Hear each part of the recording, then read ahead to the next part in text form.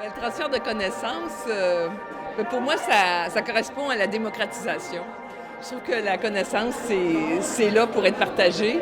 Puis la connaissance, elle ne vient pas seulement des milieux de recherche, elle peut venir des milieux de pratique parce qu'il y a une connaissance concrète appliquée sur le terrain. Leur expérience, les gens, il faut aller la chercher aussi, puis faut la reconnaître.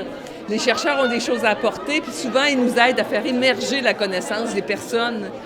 Et ils ne sont pas les seuls détenteurs de la connaissance. Alors moi, ce que j'aime dans le transfert, c'est ça, c'est la démocratisation.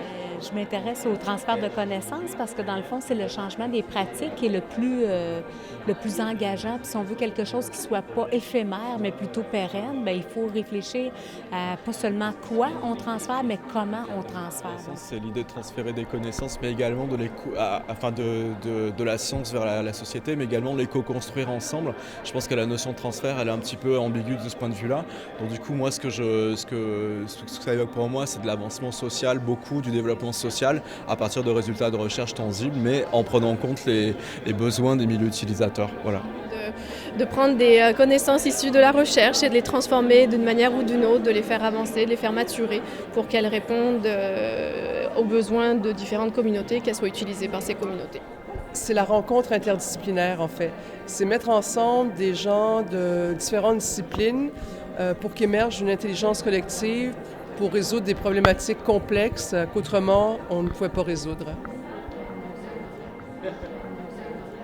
C'est une nouvelle façon de résoudre des problèmes auxquels on a fait face et qu'on a eu la fâcheuse habitude de toujours amener la même solution qui ne fonctionnait pas souvent.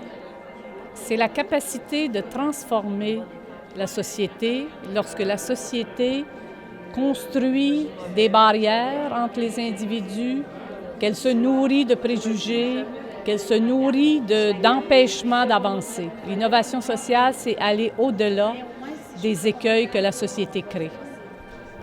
Pour moi, l'innovation sociale, c'est vraiment à partir de ce qu'on vit, de ce qu'on a, d'être capable de donner une nouvelle perspective, peu importe le dossier comme tel. Mais c'est plus que simplement du changement. Parce que trop souvent, on va parler d'innovation, mais on a l'impression d'être en train de dire « Ah ben parce que j'ai fait ceci ou cela, ça semble être une amélioration ».